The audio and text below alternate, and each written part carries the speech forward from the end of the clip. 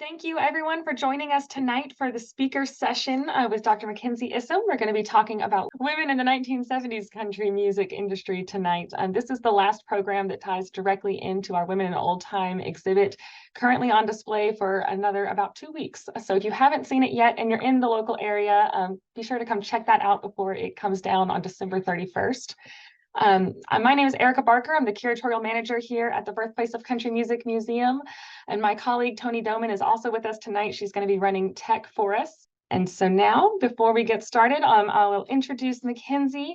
McKenzie Isom is an instructor at the History of Trine University, where she teaches courses related to American history. She received her PhD in history from Purdue University, where she specialized in 20th century U.S. history, gender studies, and popular culture.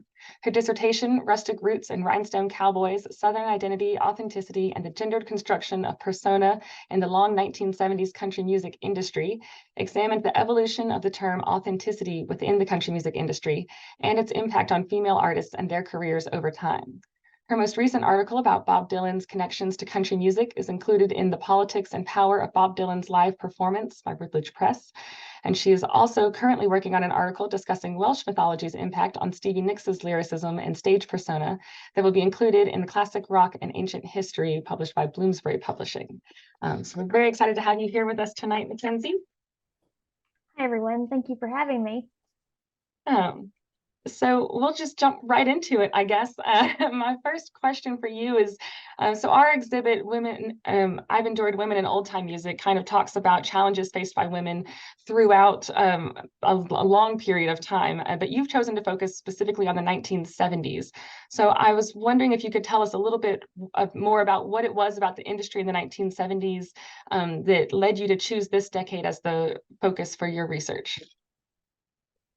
Sure. I chose the 1970s specifically because a lot of academic studies prior to this period are centered around this general time period between the 1920s up until the post-war period. So there's this big gap in the study of country music that currently hasn't been done. Certainly there's been articles on Dolly Parton, given that she's probably the most visible female artist in country music during the 1970s. But I decided that I wanted to sort of try and fill that gap by looking at the 1970s. And also the 1970s kind of present an interesting period within country music because we're seeing this shift. During the 1960s, there was a lot of TV centered around rural themes like the Andy Griffith Show, the Beverly Hillbillies were on TV. And then as we shift towards 1969, that sort of goes away. And we're seeing a shift in that audiences aren't wanting to look at Southern culture anymore. They're seeing it as sort of archaic and it doesn't really fit with the changing modern times. And so we see this shift in country music and where they're not really sure where they fit in. Rock and pop are certainly probably the most popular genres on, say, the Billboard 200 at that time. And they're not sure how to compete with that. So there's this shift in how they're trying to market themselves. And we see them sort of retract backwards and sort of trying to create that sort of authenticity again that's based on rural themes and sort of catering to Southern audiences instead of trying to compete with modern pop and rock. So we're seeing it sort of decentralized and sort of coming back and towards basically they're shifting towards the Southern audience at that point in time. Okay, so that's interesting. You mentioned the word authenticity, but you also say that in the 1960s they were kind of moving away from rural themes. So what exactly do you mean by the term authentic or rural authenticity, especially in terms of the country music industry? Certainly, I think rural authenticity is an evolving term. Certainly, it's going to mean different things to different people. But academics, we try to pinpoint that and try to sort of create our own terminology for it. So I see it as an evolving term. By the 1920s and 1930s, rural authenticity is it's a 2-point. One, it's crafted by academics like Alan Lomax and John Lomax were going to the South and sort of trying to record songs from the South. And as they were doing this, there was this idea that people in the South were totally removed from modernity, that they had no connection to urban areas, which was totally false. People in the South did have connections to urbanity. People were moving, across the country at this point in time, and they did have connections to it.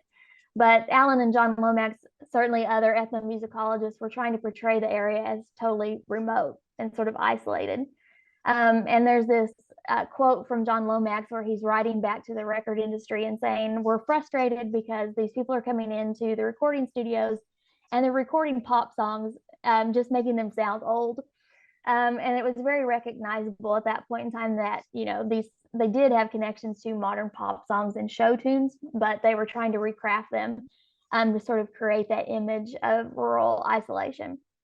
And then at the same time, because they have sort of this authenticity within the academic section, marketing executives are looking at this and going, well, we can capitalize on this. So they try to create certain characters within country music. At this point in time, it's radio a lot, and we were not really visible. So they can craft these stories on the radio about how these people are from the South and they're so remote, and that they have, again, this idea that they are totally removed from urbanity.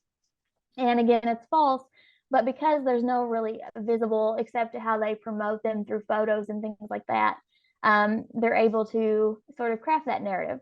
And that's as we see rural authenticity in the 1920s and 30s. And at the same time, even though they're capitalizing on this, a lot of musicians in the South are like, well, if they're going to market us this way, we might as well embrace it. So they, see it as a source of pride. They take that label. At the time, Southern records were categorized as hillbilly records. And again, that's sort of a stereotype, obviously, but they're saying, well, if they're going to treat us this way, we're going to at least, capitalize it and make some money. You can't really blame them for going that route. And so it becomes a source of pride, and it gives voice to a community that oftentimes didn't have one at that point in time in our period of history. But as we move forward, I see rural authenticity shifting. By the 1970s, country music is, again, as I said, sort of catering to Southern markets. And during this time, we also see politicians, especially as we see the new right start to establish itself with Nixon, post-Nixon. Country music sort of aligns itself with the new right and sort of the traditional ideas and conservatism. So we see country music sort of moving away from this sense of pride, narrative around that, into sort of, well, we're going to craft ourselves into the genre of family values and traditionalism. And authenticity becomes sort of a gatekeeping term at this point, as I see it. And it's a way for marketing executives and some within the country music industry itself to keep elements that they don't see as traditional and don't see as fitting in with this traditional family and conservative narrative, and keeping them from the genre. So it becomes even more exclusionary by the 1970s, whereas other genres we see rock and pop become more diverse. So I do see it as a gatekeeping term at that point. Okay. So it's interesting that you mentioned family values and traditionalism. So how did that affect women in the industry like Loretta Lynn and Tammy Wynette, who were both considered pretty big stars, but also had sort of a crafted persona like you're talking about? Sure. I guess I'll start with Tammy Wynette, since that's how I did in my dissertation. Tammy Wynette, at this point in time, she becomes pretty famous in the 1960s.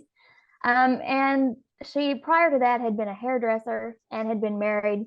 But she was struggling to find her foot within the industry, and she was sort of desperate for a contract at this point. And eventually she meets Billy Sherrill, who is a producer. And he sees her as an opportunity to sort of craft an image of traditionalism through what I term the sacrificial mother trope, which we see in country music at this point in time. And Tammy Wynette herself is more connected not to working class roots. She herself has always she had always established herself as not from that sort of same environment that, say, Loretta Lynn or Dolly Parton were from, where we see them crafting songs about rural poverty and their working class roots. Tammy Wynette never really did that. She was from what we would consider maybe a lower middle class family at that point in time.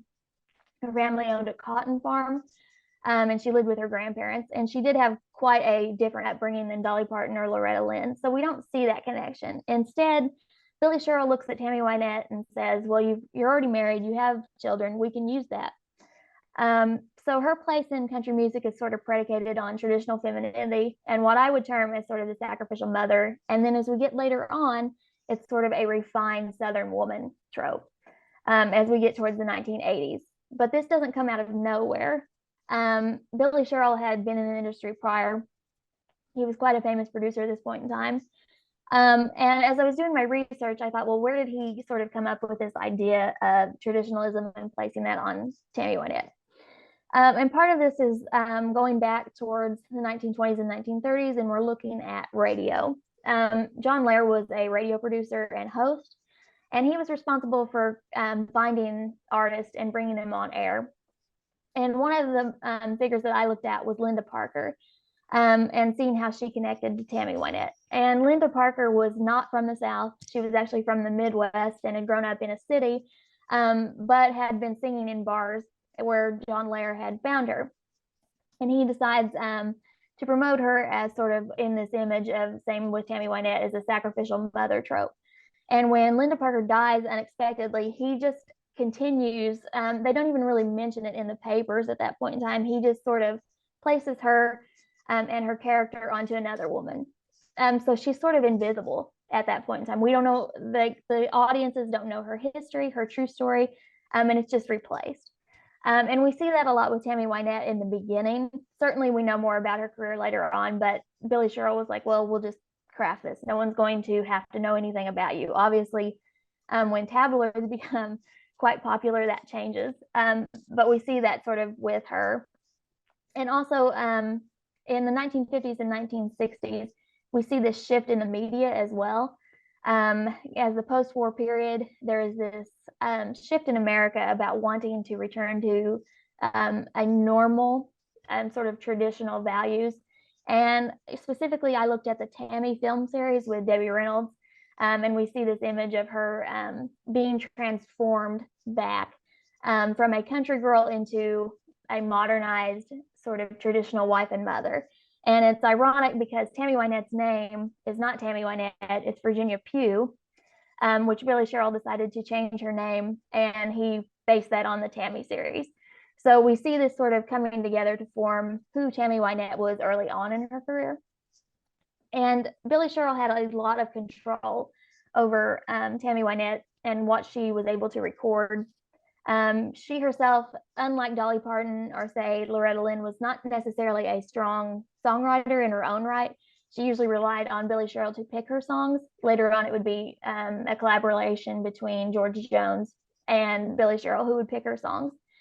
But Sherrill himself was very insistent about what he chose. And you'll see this in her song choices at this point in time. She often is made to pick songs that are sort of show herself as pure and ways to change herself to fit men's needs within her songs. And it's sort of, again, this portrayal of domesticity. And Tammy herself was okay with this. Obviously, she didn't have much choice. Her contract was dependent upon her acquiescence and ability to contain that within, her contract. She couldn't really do much. And we see this later on again as we continue to move forward in time. Tammy Wynette becomes really much associated with anti-feminism. And part of the reason for this is because she records Stand By Your Man. Now, necessarily, Tammy didn't see it as anti-feminist at that point in time, and a lot of people within country music didn't either. But because the press was so vehement on labeling her as this, it sticks. So she's sort of seen as this anti-feminist, sort of traditional woman within country music based on this press. And she feels like because of this, she has to sort of fit that narrative. And as she continues on in her career, she begins to struggle against this. She's married to George Jones at this point in time. She's struggling with a lot of actually domestic abuse within that relationship that's kept hidden within the press because she feels like she can't talk about it. And at that point in time, no one was really talking about it. But there is this stressor within country music that you just keep your private life private and don't talk about it. And that becomes really stressful for her. She also delves into sort of, after they become divorced, she struggles with substance abuse and is really struggling to keep that out of the media. It's becoming very apparent. And country music itself at this point in time sort of begins to reject her. She's not fitting their needs anymore. And we see her struggle. By the 1980s, she's really struggling to maintain prominence within the country music industry. And it's really sad that she is seeing herself as, she was once in the 1970s probably one of the most prominent country music singers, and suddenly it's all gone away. She's singing at country fairs and not able to maintain her status. And this struggle continues on for most of her career at that point in time, up until she, passes away in the 1990s. And I think she has a controversial history within country music and legacy, because she felt this need to, play both roles. She's connecting herself with a new right. And as I have here on the PowerPoint, she's connecting herself with George Wallace, which wasn't really necessarily a good look, later on as we look back. But she felt that she had to at least, maintain that image. And it was really hard for her at that point in time to continue on. And then opposite, we often see Loretta Lynn as an antithesis to Tammy Wynette. In the history of country music, looking at it, we often see her as sort of this new brand of authenticity within country music, as we were talking about earlier. And it goes back to this idea that she promotes working class values, but it's also a positive portrayal of, her growing up, especially with Coal Miner's Daughter, that is this positive portrayal of working class roots. And that becomes part of her identity early on in her career. But again, this doesn't come out of nowhere. As with Tammy Wynette, Loretta Lynn is also sort of basing her image on prior iterations of country music artists. So in the 1930s, there are stock characters, as I had mentioned before, and instead of, Linda Parker, this time we're using sort of the Western cowgirl and sort of these rude characters that were introduced in the radio in the 1930s. And again, John Lair was responsible for some of this, and other producers at that time. And we also see a little bit of rockabilly introduced within Loretta Lynn's character. Rockabilly in the 1960s is sort of used as a counterpoint to Elvis. And we see an introduction of women artists in rockabilly during that time period. And there's this idea that for Loretta Lynn herself, it's this idea of the combative woman, the one that sort of speaks her mind and talks about issues. And Wanda Jackson was a really big proponent of that. But at the same time, when I was doing my research, you find out that Wanda Jackson was also sort of in a really strict contract, and her marketing team was also behind what she could record. And by the 1970s, that falls apart too. But this is where Loretta Lynn is sort of basing her persona. But as I was doing my research, I began to think about, as with Tammy Wynette, Loretta Lynn's persona is also sort of manufactured. Not entirely, but certainly there was this idea that she should record music that fit the narrative of Southern authenticity and rurality. From this, you see, again, this reiteration of the combative woman. So in Loretta Lynn's songs, there's also this idea that she's often, combating another woman who is after her husband.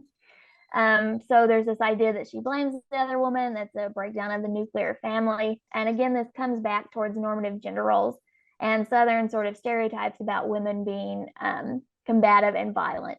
And it's playing upon that. But Loretta Lynn, unlike Tammy Wynette, sort of tries to break out of this narrative. By the 1970s, she's looking at the world around her and thinking, well, I have a voice. I can talk about this. So she starts writing, The Pill, Rated X, and these again are talking about women's rights. She's sort of connecting with that in a way and trying to, expose that to women in the South, especially her audience base.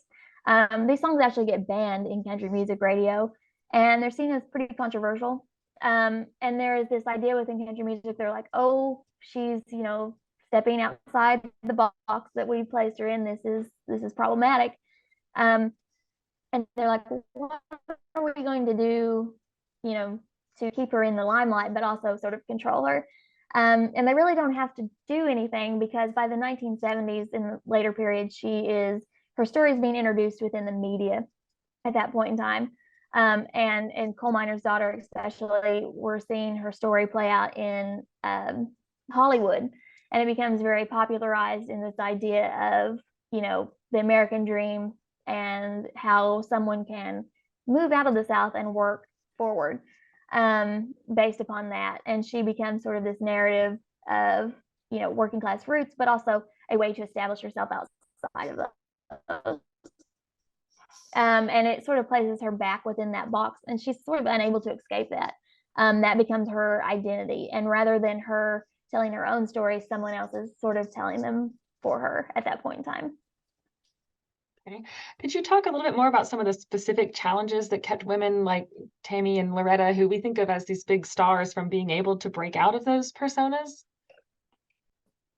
Sure. A lot of it had to do with their contracts at that point in time. For example, as I had mentioned earlier, Tammy Wynette was under contract with Billy Sherrill, and Loretta Lynn was also contracted under RCA, which was the main record industry within the country music industry at that point in time. And they really had no control over their contracts. A lot of them were signed quickly and without a lawyer's help. So there wasn't really any indication that they had maybe read these before they had signed them. Later on, as we see with Dolly Parton, she also had signed a sort of contract with Porter Wagoner that had strict, same sort of strict measures within it. And so there's this idea that they can control them that way. And there's also marketing, how they're marketed to the public at this point in time. It's very commercialized. I think there's this idea within country music that perhaps it's not as commercialized as rock or pop. And because it's less sexualized, that women have a better, chance of making it without having to base themselves upon their image.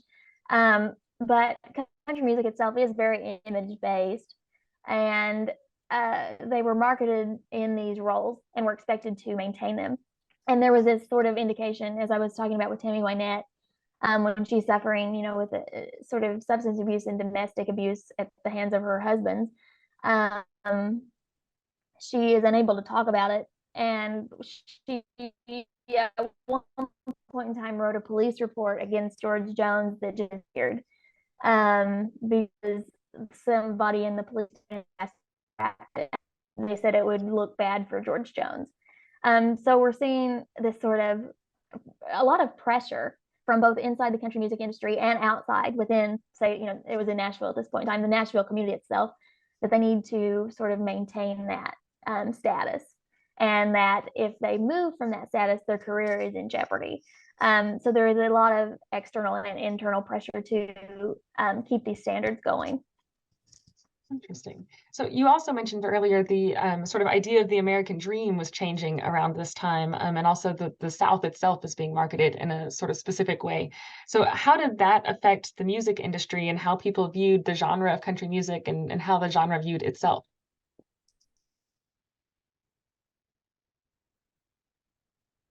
Sure.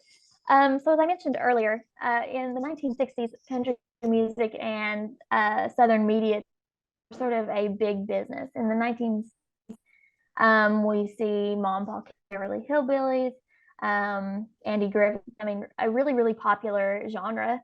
And these shows, as we drift forward into the late 1960s, there's this idea that this is no longer relevant, that rural themes are no longer up to par with sort of the changing nature of society at that point in time. And as we move into the 1970s, we see this really dramatic shift. Andy Griffith and the Beverly Hillbillies were kind of wholesome, even though they were, mocking the South in some ways. They were seen as sort of wholesome and, sort of naive, but not anything, horrible. But by the 1970s, we see this sort of shift and the idea that sort of rural communities are a drain on the United States and that they need, that there's this idea that they're a drain and they need to move out of the South in order to, become respectable members of society. And part of this is we see this shift in the 1970s about how Hollywood portrays the South. So probably the most prominent movie that's based around the South is Deliverance. So you had just introduced Deliverance, if that helps, once you're able to get the PowerPoint back up. Okay. Are we good? Yes, I think that's the slide we were on. You were just about to start talking about Deliverance and its reaction. Okay. Hopefully this connection stays. But by the 1970s, there was this sort of shift. Sort of Deliverance is seen as sort of probably the most prominent and most well-known movie from the 1970s that's based in the South. And again, there's these themes that, one, people within the South are so isolated that they can't connect with people from, modern urban society, and that their isolation has caused them to retreat amongst themselves. Probably the most, memorable scene in Deliverance is the banjo scene, where they're implying that, they're so isolated that they've become, inbred, which wasn't true. But there's this idea that, these societies are, so isolated and so removed that, they're becoming a burden on society and that urban people themselves should stay away. And that, and then we see again another shift where the South becomes a prominent part of horror movies. Texas Chainsaw Massacre is probably the most prominent film. And again, we're seeing themes that it's desolate, that these communities are, destroyed. There's nothing there for anyone anymore. So why stay there? And that there's this inherent level of violence within the South that one should avoid. So we're seeing this shift from sort of wholesome narratives to seeing, the South is awful, desolate, remote, don't go there. And again, part of this narrative is because Nashville itself was becoming sort of rebranding. The Sun Belt South in particular was becoming sort of seen as a place where people could move for the booming tech industry. It's nascent tech industry at that point. And again, they're seeing a shift again with the new right was marketing the Sun Belt South as a place where traditional values and sort of where families can move. And so there's this shift saying that, the cities are fine, but these rural areas are not. And that they need to move to the urban areas in order to adapt, not, don't help them. They'll need to help themselves. And so we're seeing this narrative about the American dream, that the way that the South can revitalize itself is if they work hard and they change their traditional ways of life. And as I was talking about with Loretta Lynn, part of this, we're seeing this shift. She becomes part of this narrative of the American dream, and that if you just work harder, if you just, put yourself out there, you will become successful like Loretta Lynn. And, that narrative is not necessarily true. During the 1970s, we're seeing budget cuts to the South specifically. There's welfare cuts. They're not getting the help that they need. And it's not so simple as just saying, work harder, that you're going to succeed. That narrative is not true. And it's ignoring the fact that a lot of people do not want to leave, the places that they have set up and have their families.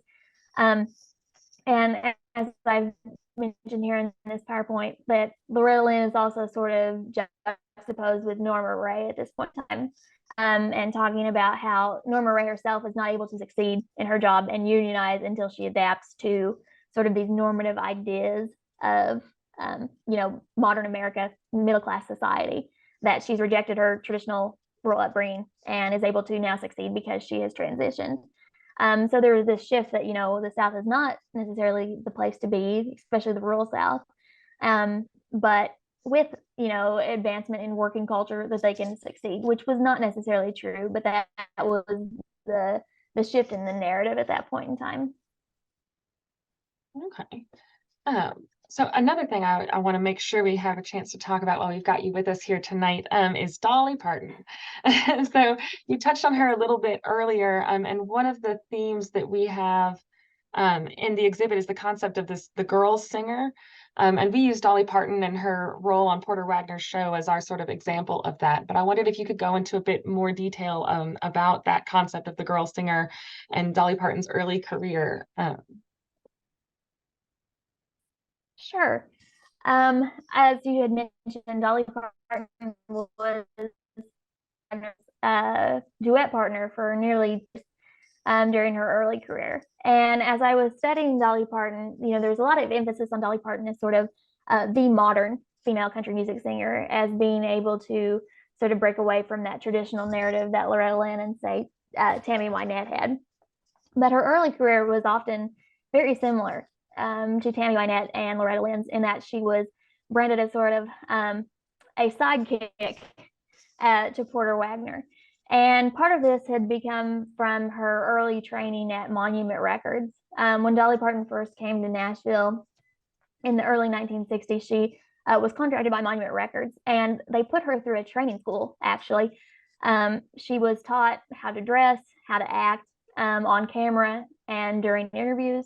And as I was reading through these records, there was quotes about how they had tried to minimize her accent, saying that people couldn't understand her Southern accent at that point in time, and how they had trained her to enunciate properly through this training program. And so she's placed through that to become sort of she's marketed early on as a pop singer, but they realized that that is not working. She's not really selling records at that point in time. And so Porter Wagner had heard some of these early records and had decided to use her as his duet partner. His first duet partner had left the show, and he was in need of someone else, so he decided to pick her. And when he's discussing this, it's kind of, misogynistic in the way he describes Dolly Parton. He talks about needing someone who is going to, look good on camera, and will, he, even in their early discussions, he decided to dress Dolly Parton, have his designer make clothes that look like his, so that they would look similar on record albums and on camera, so that she was sort of this mirror image of him and not given her own identity. And Dolly Parton is, quite a good songwriter. Even at that early point in time, it was recognized that she was a very good songwriter. And at times she eclipsed Porter Wagner, in terms of that sort of talent. He recognizes this, but he's also put on contract so that she cannot sing songs that he doesn't approve of.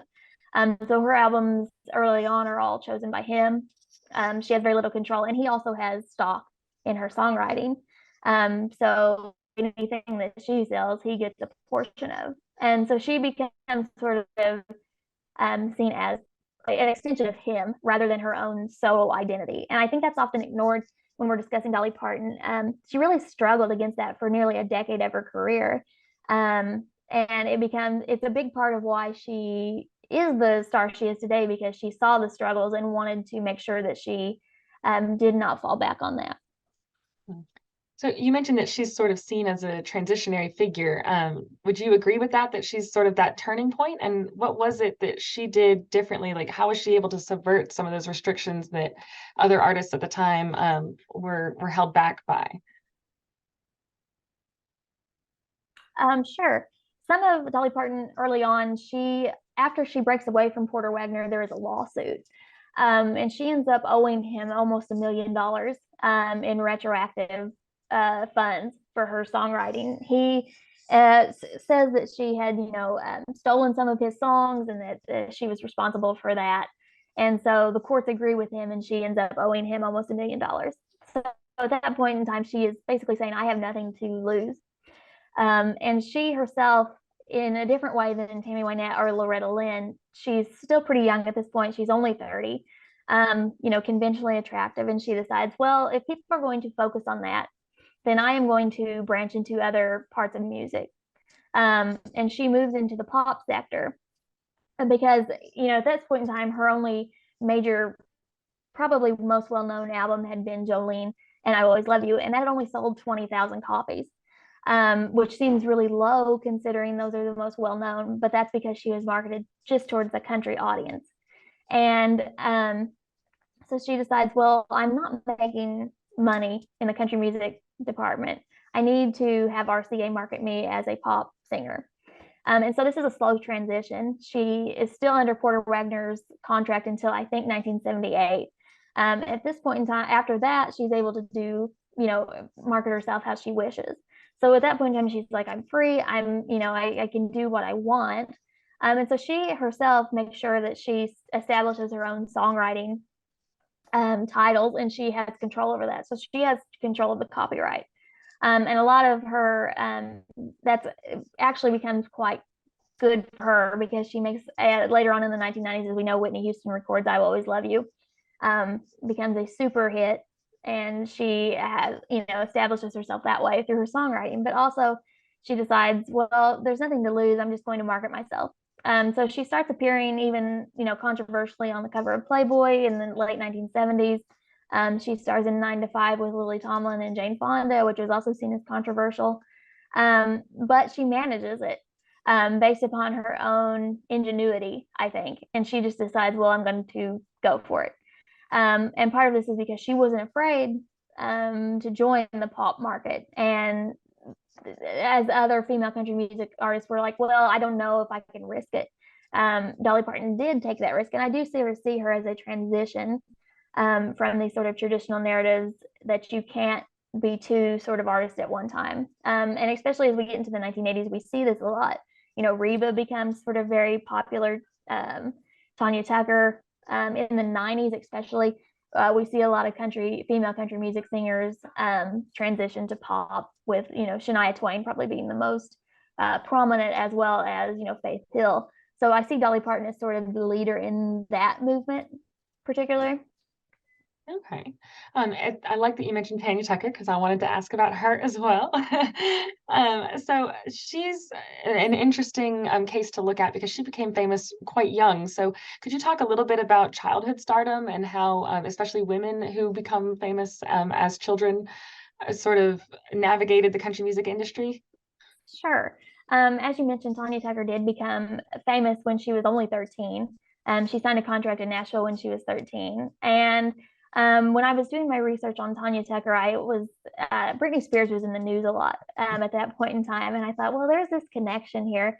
Britney Spears was marketed very young, and was often marketed in an adult fashion before her time. And we see this with Tanya Tucker herself. Tanya Tucker was on a lot of pressure. She was basically her family's breadwinner at that point in time. Her father was her manager. And she felt this pressure to succeed. There was always this unduly pressure that she needed to record, do what they said, to make money for her family. She's not able to finish high school because of this. And she mentioned that she had never really had a childhood, because she was always on the road, and she didn't really connect with people her own age. And when she said that she didn't connect with people her own age, part of this is also because country music industry marketed her as an adult. We see in this infamous image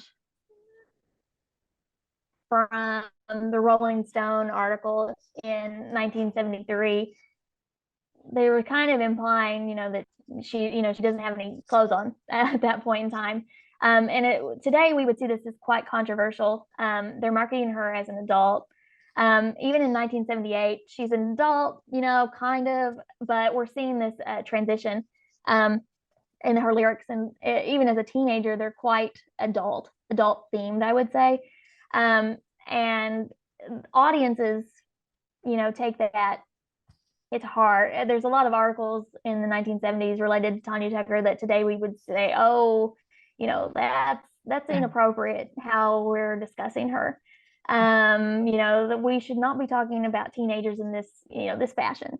But at that point in time, they are. And, audiences are reading this and are like, well, we're going to exploit this. And Tanya Tucker really didn't have control over how she was marketed. And that becomes a problem later on for her, when she doesn't know how to sort of transition into this adult role, especially because country music was not necessarily, they didn't have a lot of child stars, certainly, at the caliber of Tanya Tucker at that point in time. So she didn't really have a role model to look up to, or someone who could sort of help her with that transition at that point in time. Interesting. I think that's something that a lot of child stars probably struggle with, is that transition from your childhood persona to your adult persona. So another interesting thing with Tucker is that she wasn't really fully embraced by the country music industry until the last few years as being as impactful as, say, Loretta Lynn or Dolly Parton. Why is that, do you think? Again, I think part of the reason is because Tanya Tucker is becoming famous during the late 1970s, 1980s. We're in the Reagan era. The country is sort of shifting towards conservatism once again, as I had talked about in the 1970s. Now we're seeing a major shift. The country is sort of embracing sort of the idea of family values and traditionalism. And Tanya Tucker, who had been marketed as sort of the sex symbol within country music, is continuing this. She in 1978 records TNT, which is considered sort of this fusion of rock and pop and country. And it's not received well. People in the country music community are like, "Oh, this is a wild child. We are not, we don't want that. This is not good for marketing." And she doesn't know what to do with this. She has been told by her manager, her father, that, "Oh, this will be really successful. Look at what Dolly Parton's done." But at the same time, Dolly Parton, was married, was well established in the country music community when she did make that transition. But Tanya Tucker is very young still. She's only 20 when she starts to transition into this image. And, she's unmarried, which is sort of seen as quote unquote dangerous in the media at this point in time. And her personal life also becomes very, like Tammy Wynette's does, it becomes quite prominent in the tabloids during this period. She starts dating Glenn Campbell, who is almost 20 years older than her. She is seen in New York, engaging in, sort of illicit substances, which attracts the media. And they're like, "Oh, we don't want this sort of negative press coming back to us." And so she's actually dropped by her label at that point in time in the 1990s because they're just like, "Oh, this is not marketable." She is seen at the Republican National Convention talking about how it's unfair that they are speaking out against unwed mothers. She herself was an unwed mother, and she was trying to voice, sort of those opinions, and it's just not happening. And so she, like Tammy Wynette, I see this connection between them. She sort of becomes tabloid fodder. And isn't respected in the country music community. And eventually they just let her contract wither away. So she's only 30, in her 30s, when sort of that contract disappears. And there's this period of about 10 years where she's unsure, what she's going to do. She's sort of seen in commercials. And, it's unfair, but at that time she was sort of labeled as a has-been. And we don't really see her reconnecting with the country music community until very recently. Just in the last couple of years, she did win a Grammy for the best country album. But we're seeing it took forever for her to be sort of established within the Nashville community and recognized, I think, because she did have this reputation. Interesting. So another thing I wanted to ask you about that I saw was included right at the beginning of your dissertation, and I loved it because this is one of my favorite quotes in our exhibit as well, and it's even on one of our scavenger hunts. It's my favorite thing to point out, especially to younger audiences that come to the museum. But there was an incident in, I think it was 2015. It has become known as Saladgate. And it sort of blew up on social media, but basically it was an event. It was I've forgotten his name, Kenneth Hill, I think, spoke on the radio about making music and playing country music on the radio. And he said that women are not the tomatoes in our salad. Women are the tomatoes in our salad. Sorry, not the lettuce. I'm getting it all jumbled up. Could you talk a little bit about that incident and what it sort of revealed about the country music industry? Sure. Yeah, that quote, I decided to use that because I think, again, as I was talking about, there's this idea that country music isn't as calculated or as commercial as rock and pop. But him talking about how women aren't played on the radio because, they're just sort of the byproducts in the country music salad. I find it quite irritating. Yeah. I don't agree. There's plenty of female country music artists that have a lot to say and that are, quite prominent. If we're speaking, about today's country music artists, there's plenty. Casey Musgraves and Margaret Price have both talked about how they are treated by the radio industry, that their songs aren't played, because of this sort of idea again that that they're not prominent within the industry, that they don't have any value. And I just think that's so irritating.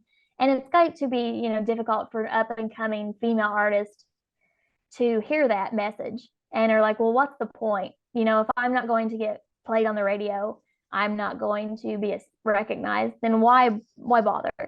And I think that's why we see a lot of young female artists coming up in pop and rock instead of country music, is because that they feel that there's no point, that there's no value in what they're going to play on if they're not going to do this, then why? And I think that's really a negative way for the country music industry to market themselves. There's a lot of value. I'm sure there's plenty of talented young women out there who need to hear these women on the radio and need to hear that message, and that other voices can be heard, and that there is a place for them within the industry. And him saying that, I think, did shed light on the fact that country music has a way to go, that there is still place for growth within the industry. And I think that's happening. Certainly, I hope it's happening. But I think that's such a negative way to promote yourself. And that he felt that he could say that with no repercussions is also, sort of sheds light on the fact that, that must be talked about behind the scenes, at least within the recording industry, that, the boys can have it, but the women can't, so it sort of reveals that. Yeah. So what do you see for like the future of women in the country music industry? Just based on sort of trends and things that you picked up through your research and stuff like that. Like, do you think we're moving more towards equality, or as you said, there's still a long way to go, I know. But being optimistic, I hope that it's changing. I think, women coming forward and speaking about their treatment within the industry itself, and in the broader entertainment industry, I think in the last maybe 5 or 6 years, we've seen women, coming out even in, Hollywood and beyond, talking about, sort of the difficulties that come with being a woman in the spotlight. And I think that necessarily can translate into country music. But again, I think that there needs to sort of be a transition in what's going on behind the scenes. There's still not a lot of women who are record producers, are executives within the recording industry. And I think if that were to happen, if women were promoted in that way, we could see sort of a shift. Hopefully that is changing. I think it can. I don't know necessarily if it will. We're still, as I said earlier, Casey Musgraves, even, who won album of the year, was talking about how country music just won't promote her. And she had, at this point in time, she shifted toward the pop market because she felt like she wasn't being heard. And I think if one of your biggest artists is saying that, you need to listen to that and sort of shift. And I think if more women continue to talk about it, I think there is a chance that, going forward, say the next 10 years or so, that country music maybe is possible, to be more equalized, I hope. Yeah, I like that you point out too that it's not just the people we see on stage, but a lot of those sort of behind the scenes jobs make real difference in the shift of power. Yeah. So we are coming up on the end of our hour here for the discussion. So don't forget to put any questions you have from the audience. Please put those in the chat. I see we've got at least one question already. I do have one more question for you while people have a chance to type their questions out. And that is, what are you currently working on? Do you have projects in the works that you want to tell us a little bit about before we open up to questions from the audience? Sure. As you mentioned in the opening, I am working on an article on Stevie Nicks. So I am shifting a little bit from country music at this point in time. I will be back, but I am working on that and her connection to Welsh mythology, sort of looking at Rhiannon and how she developed her persona. And then hopefully I am going to work a bit on a monograph on Tanya Tucker and her importance within the country music industry. That hasn't been done as of yet, so hopefully I will get that done. All right.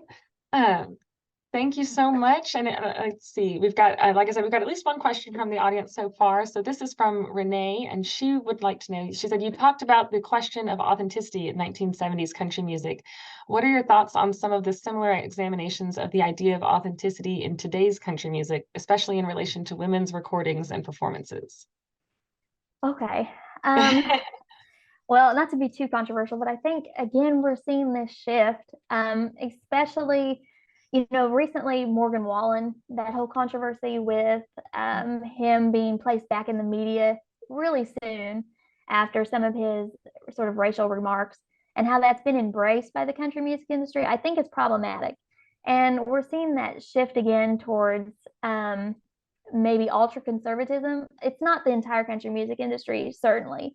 A lot of people do not agree with that. I'm not saying that this is a standard, but we're seeing this shift, and again, authenticity is sort of framed around conservatism and how they're able to portray that in their music and on stage, within a certain sector within country music. And I think because that is so prominent within the media, that is what people associate country music with.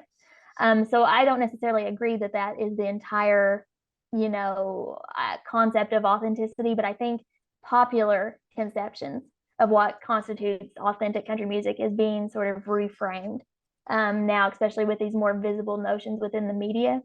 And again, we might see a shift in that, how the country music industry responds to this later on.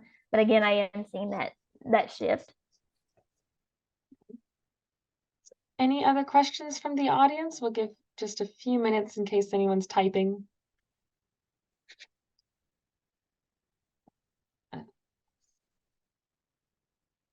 Oh, I just got a texted question. I was excited to hear you talking about Linda Parker in the beginning of the talk, and you mentioned that after she passed away, she was forgotten and John Lair moved on and sort of recycled her character.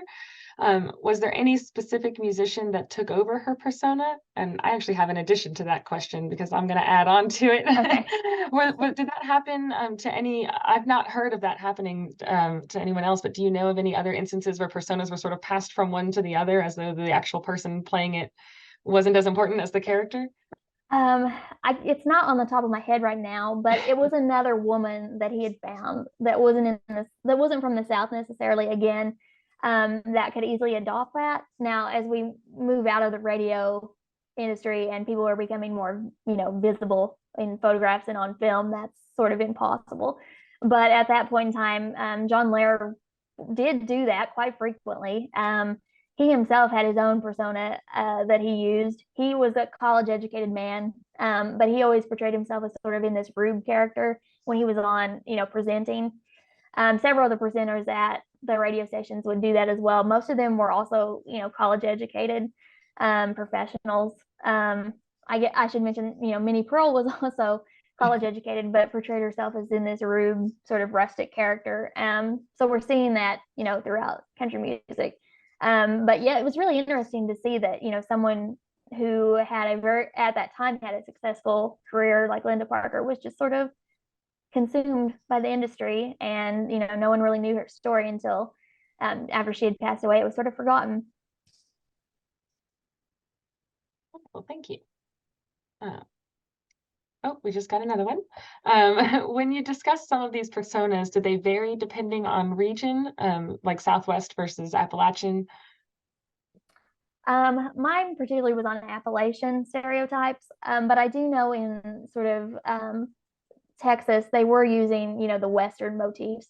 So we're seeing a lot of cowgirls, cowboys, things like that, ranches, backgrounds. That wasn't necessarily used as much within, Appalachian stereotypes during that period in time. Now, as we move into sort of Hollywood era of portraying rustic roots, you do see a lot of Westerns during this period in, collaboration with sort of, as I talk about, the Beverly Hillbillies and things like that. Westerns were huge. That was a really prominent sector of Hollywood during this period too. And I think, again, that ties into the idea of traditionalism and wanting to move away from modernity and look back on our past with sort of these rose-colored glasses. Certainly the West was not the way they portrayed it in Hollywood. But again, it's sort of this idea that we're sort of talking about our past in sort of this, naive way, especially in Hollywood. Thank you. And I've got another one who's just told me he's trying to formulate the question, so I'll stall for a minute. But I have another question.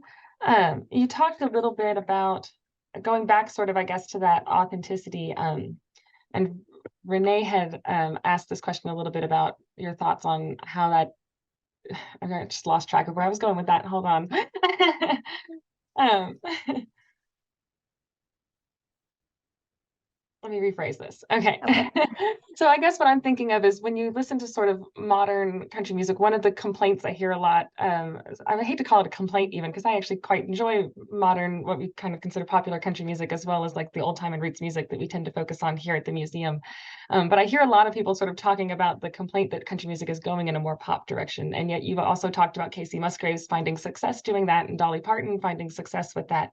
Do you see that trend sort of staying around, or I guess what are your thoughts on that sort of blending of the genre a little bit, especially when it comes to women in the industry? Sure. There is, as you mentioned, there is a lot of complaints about sort of what I would term as traditionalist fans of country music that complain about these modern elements within country music. But I think that's here to stay. By the 2000s, we have, Keith Urban, Shania Twain, other people who are using pop as a way to connect with country music audiences. So there's this fusion, and I don't think there's anything necessarily wrong with that if you're able to garner a larger audience by combining pop and country. If you're able to find success with that in an extremely hard industry to break into anyway, that I think that's acceptable. Certainly, you're not going to appease fans who are rejecting that, but I think there is this movement because of these complaints that we've had, Chris Stapleton, Jason Isbell, who have sort of resurrected that sort of traditional framework within their country music. And I see a lot of times people complimenting that. But again, that's going back to men in country music who are sort of seen as these champions of returning the genre back to its roots. So there is that question of whether women are able to do that. Certainly, there has been a bit more. Brandy Carlisle especially has tried to implement herself within that sort of traditional framework again. But people are complaining about her not being, a country music singer anyway, so it doesn't count. But we are seeing that movement again, I think, about where traditionalism is factored in with men, and that women who are, the pop country market is, women. So there is this continuing divide, I think, in country music. It'll be interesting to see how that continues. Mm-hmm. I agree. We've got another question from the audience, and this one is from Tony. And she says that I've heard that Loretta Lynn was labeled as a feminist, but often didn't like that she was. So could you expand on the public's perception of why Loretta was sort of boxed into this category, while Tammy Wynette was perceived and labeled as anti-feminist, which you did talk about a little bit earlier, aside from the release of Stand By Your Man? Sure. I think Loretta Lynn was sort of categorized as, what I would term proto-feminist during this period, because she was one of the few women who was releasing, especially in country music at that point in time, was releasing music, about birth control, about men's treatment of women. Especially as we see it was later on in the late 1970s that she does this, but at the same time, also her songs are talking about the other woman. And how she is going to, get her man back. So there's this divide in how she talks about, women's rights, but also, wanting to maintain sort of that traditional framework.